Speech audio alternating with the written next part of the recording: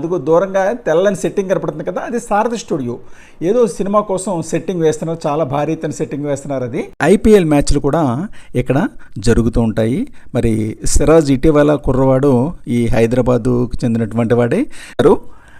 ఈ hitech city ఏనాడు మన ఆంధ్ర రాష్ట్రంలో ఉభయ తెలుగు రాష్ట్రాల్లో ఇది నిర్మించబడిందో ఆనాటి నుంచి మరి ఇక్కడ ఉన్నటువంటి ఇంజనీరింగ్ యూత్ యొక్క దిశ మారిందని మనం గర్వంగా చెప్పవచ్చు. హాయ్, హలో, నమస్తే, ఆదాబ్, welcome to our channel blissful retirement. నేను మీ సాయిబాబ్జీని. హాయ్ ఫ్రెండ్స్, హైదరాబాదులోని మెట్రో 3 లైన్లుగా నడపబడుతుంది. 1 red line, 2 blue line, 3 green line. ఇక ఇది బ్లూ లైను. బ్లూ లైన్ అంటే రాయదుర్గ్, సింక్రోని రాయదుర్గ్ చూస్తున్నారు కదా. ఈ రాయదుర్గ్ నుంచి నాగోల్ వరకు 23 స్టేషన్లు, 50 నిమిషాల జర్నీ అనమాట. ఈ రాయదుర్గ్ దగ్గర నుంచి మొదలవుతుంది మెట్రో. ఇక్కడ నుంచి మనం 360 డిగ్రీస్లో చూడండి, వెనకాల అదిగో ఐకియా షాప్, అది ఐకియా ఫర్నిచర్ షాప్ అది. ఇక ఇటు సైడ్ చూస్తే ఇది మెయిన్గా సాఫ్ట్వేర్ ఎంప్లాయీస్ కోసం ఇక్కడ కాన్సన్ట్రేషన్ చేయబడింది. ఇదిగో దూరంగా చూస్తున్నారు కదా, ఇది మైండ్ స్పేస్. ఇది మైండ్ స్పేస్ అంటే అంత సాఫ్ట్వేర్ ఆఫీసులే, అన్నీ కూడా సాఫ్ట్వేర్ ఆఫీసులే. ఇంకో ఎదురుగా పైన కనపడుతుంది కదా, లెఫ్ట్ సైడ్ చూడండి క్వాల్కామ్ అంటే మన సెల్ ఫోన్స్లో అందులో పనిచేసే ప్రోగ్రామింగ్ చేసేది క్వాల్కామ్. ఎక్కువగా అది ప్రోగ్రామింగ్ చేస్తూ ఉంటుంది, ఆండ్రాయిడ్ సిస్టమ్ అది కూడాను. ఇక చూడండి, పిల్లలు వీళ్ళందరూ కూడా సాఫ్ట్వేర్ ఎంప్లాయీస్. వాళ్ళ ఆఫీస్ నుంచి వచ్చే టైం వెళ్ళే టైం కదా ఇది. అయితే నేను మధ్యాహ్నం 1 గంట సమయంలో చూసిన మనం ఇప్పుడు రాయదుర్గ్ మెట్రో రైల్వే స్టేషన్కి ఎంటర్ అయ్యాము.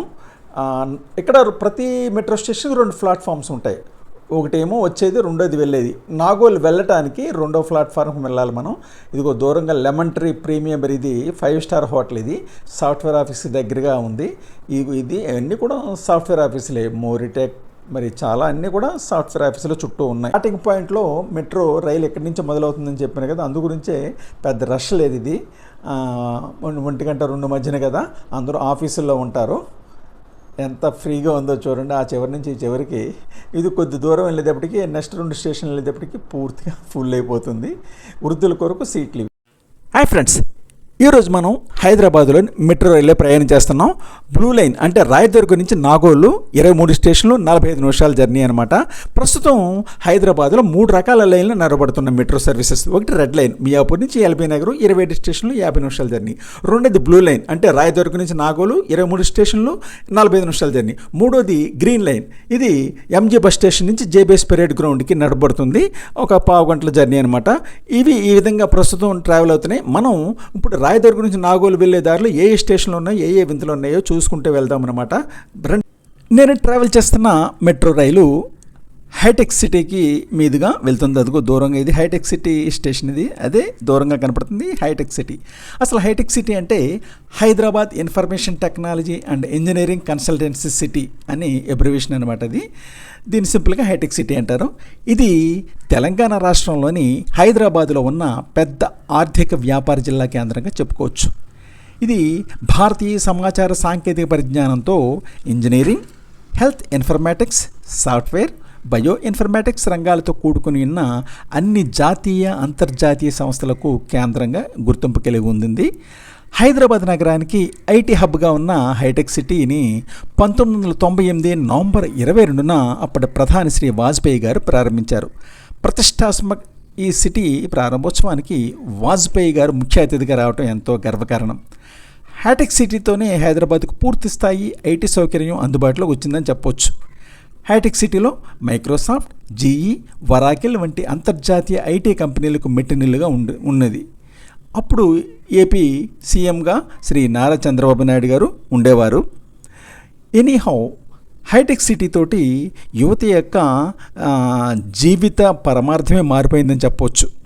అప్పటి నుంచి హైటెక్ సిటీ వచ్చినప్పటి నుంచి ఉభయ తెలుగు రాష్ట్రాల్లోనే కాకుండా జాతీయంగా కూడా అనేక మందికి మరి సాఫ్ట్వేర్ రంగంలో ఉపాధి కల్పిస్తూ యువతని మరి ధైర్యంతో ఎన్నో రకాలుగా మరి స్థిరపడటానికి అవకాశం కల్పించింది ఈ హైటెక్ సిటీ. ఈ రోజుకి కూడా మరి ప్రస్తుత రోజుల్లో గవర్నమెంట్ జాబులు అంతంత మాత్రంగానే ఉన్నాయి. అటువంటి సమయంలో ఈ ఇంజనీరింగ్ చేసినటువంటి యువతకి చాలామందికి, లక్షలాది మందికి ఉపాధి కల్పిస్తూ ముందుకు సాగుతుంది ఈ హైటెక్ సిటీ.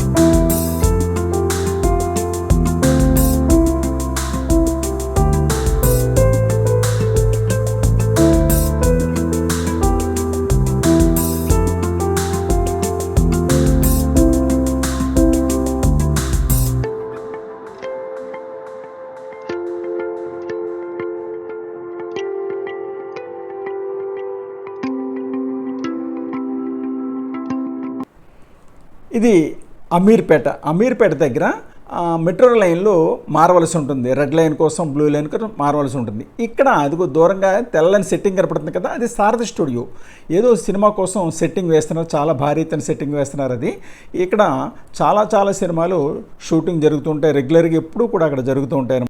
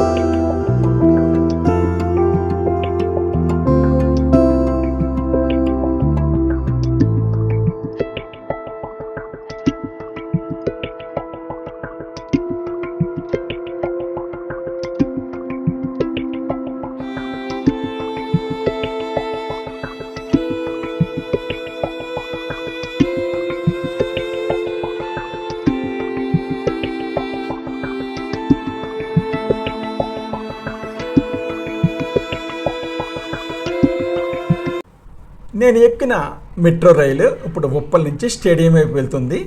ఈ ఉప్పల్ దగ్గర నాకు left side foot over bridge special attraction అనిపించింది. కింద రోడ్లు ఉండటం వల్ల ఫుట్ ఓవర్ బ్రిడ్జి మెట్రోకి అటాచ్ చేస్తూ చాలా చక్కగా నిర్మించబడింది. ఒక డిఫరెంట్ వ్యూ నాకు అక్కడ కనపడింది అనమాట. ఇకపోతే ఇక్కడ ఇవన్నీ కూడా చెట్లు చాలా ఎక్కువగా ఉన్నాయి, పెద్ద పెద్ద చెట్లు ఎక్కువగా ఉన్నాయి. ఎందుకు అని ఆలోచించినట్లయితే ఉప్పల్ అనేది హైదరాబాద్కి అవుట్స్కట్స్, సిటీకి దూరంగా ఉండేటువంటి ప్లేస్ కదా ఇది. అందువల్ల ఇవన్నీ కూడా చెట్లు, అడవి ప్రాంతం ఇదంతా అనేది. ఇకపోతే అదిగో దూరంగా మీకు ఆకాశంలో చూడండి ఫ్లడ్ లైట్స్ కనపడుతున్నాయి కదా, అదిగో ఇది Rajiv Gandhi international cricket stadium Uppal. హైదరాబాద్లో క్రికెట్ మ్యాచ్లు జరుగుతున్నాయి అని అంటూ ఉంటారు కదా, అవి జరిగేది ఇక్కడేనమాట. ఇది మెట్రో స్టేషన్కి ప్రక్కనే ఉంది. ఆ మెట్రో స్టేషన్లో నిలబడి మనం స్టేడియం చూడొచ్చు అనమాట. మ్యాచ్లు జరిగే రోజుల్లో చాలామంది మరి మ్యాచ్లు చూడటానికి మెట్రో రైలు క్యాచ్ చేసి వచ్చి వెళ్తూ ఉంటారు. ఆ రోజుని అదనపు 10 గంటలు కూడా పనిచేస్తాయి, మెట్రో తిరుగుతూ ఉంటుందన్నమాట. ఈ స్టేడియంలో ధోని, విరాట్ కోహ్లీ, రోహిత్, సిరాజ్ ఇటువంటి క్రికెటర్స్ అందరూ కూడా రికార్డు మోతలు మోగించారు. అనేక రికార్డ్స్ నమోదయ్యాయి. మరి అనేక దేశాలతోటి అలాగే ఐపీఎల్ మ్యాచ్లు కూడా ఇక్కడ జరుగుతూ ఉంటాయి. మరి సిరాజ్ ఇటీవల కుర్రవాడు ఈ హైదరాబాదుకు చెందినటువంటి వాడే. తను ఆల్రౌండ్ ప్రతిభతోటి భారత టీంలో చక్కని స్థానాన్ని సంపాదించుకున్నాడు. ఎస్పెషల్లీ బౌలింగ్ చాలా బాగా చేస్తున్నాడు ఈ సిరాజ్. ఇటువంటి కుర్రలు చాలామంది ఉన్నారు ఇంకాను.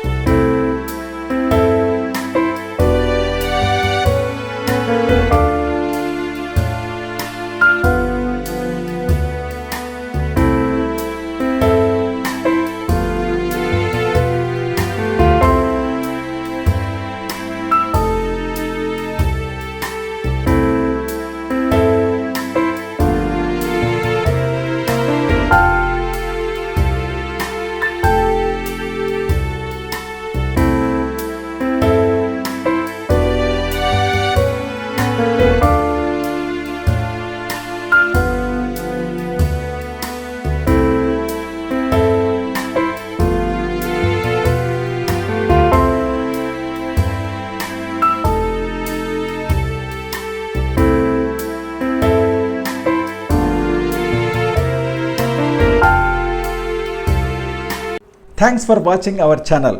మరి వీడియో చూసిన తర్వాత తప్పకుండా మీరు ఆ వీడియోని లైక్ చేయండి, షేర్ చేయండి. ఇంకా సబ్స్క్రైబ్ చేయకపోతే వెంటనే సబ్స్క్రైబ్ చేయండి. మీకు తెలియనటువంటి కొత్త విషయాలు తెలుసుకోవాలని ఉందా? కొత్త కొత్త ప్రదేశాలు చూడాలని ఉందా? అయితే వెంటనే బ్లిస్ఫుల్ రిటైర్మెంట్ ఛానల్ సబ్స్క్రైబ్ చేసుకుని మన ఛానల్ అభివృద్ధికి తోడ్పడవలసిందిగా కోరుతున్నా.